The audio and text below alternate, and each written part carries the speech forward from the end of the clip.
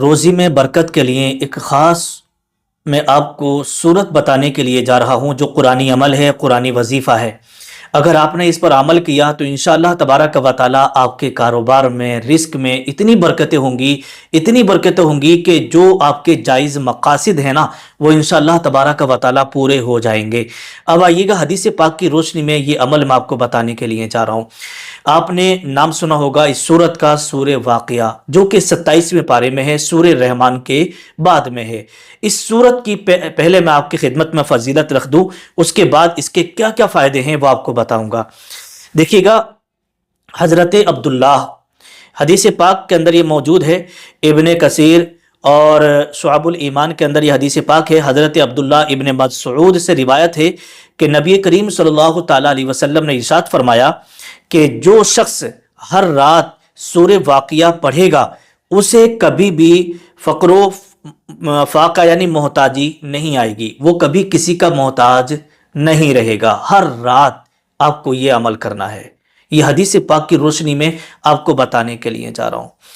اور نمبر 2، پہلا فائدہ آپ کو کیا ملے گا کہ رزق میں آپ کی برکتیں ہوں گی اور فقر و فاقہ آپ کو بالکل بھی نہیں رہے گا۔ آپ بالکل یوں سمجھیے گا کہ راتوں رات انشاءاللہ امیر بن جائیں گے اس سورت کو پڑھنے کے بعد۔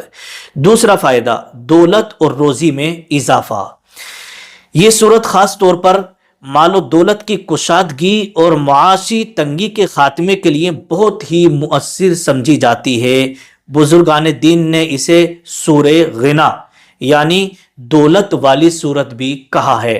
حضرت انس رضی اللہ تعالیٰ عنہ سے مروی ہے کہ حضور صلی اللہ تعالیٰ علیہ وسلم نے ارشاد فرمایا کہ یہ سورہ واقعہ سورہ غنا ہے، یعنی مالدار بنا دینے والی سورت اس کو کہا ہے۔ تو اگر آپ اسے روزانہ رات کو پڑھیں گے تو انشاءاللہ تبارک و تعالی یہ اپنے نبی کا فرمان ہے، ایک دن آپ بھی امیر و کبیر بن جائیں گے اور آپ کے گھر سے تنگ دستی، پریشانی، مصیبتیں ختم ہو جائیں گی۔ نمبر 3، تیسرا فائدہ اس کا کیا ہے؟ موت کے وقت آسانی۔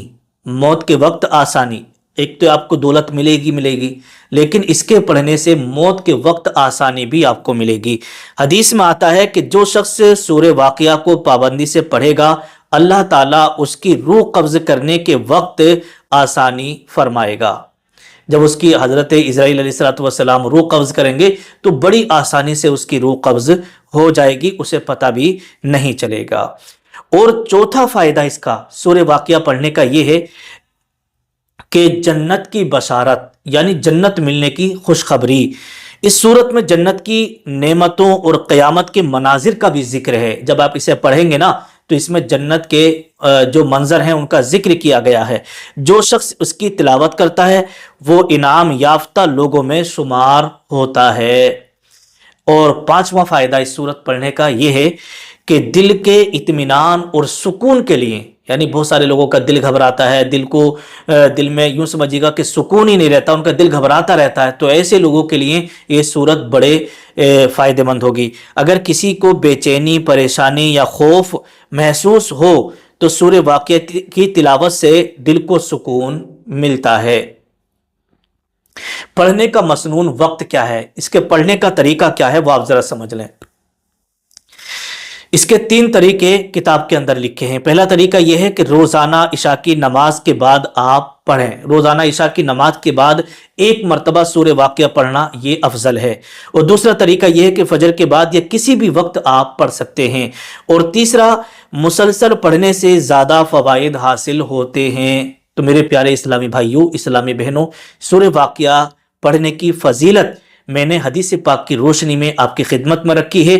آپ اس عمل کو کریے گا، انشاءاللہ آپ کی جسمانی پریشانیاں بھی اور کاروباری اور گھریلو پریشانیاں بھی اور گھر کی تنگ دستیاں بھی، غریبی بھی انشاءاللہ تبارک و تعالی اس سورت کے پڑھنے سے دور ہو جائیں گی۔ تو آپ اس پر عمل ضرور کریے گا۔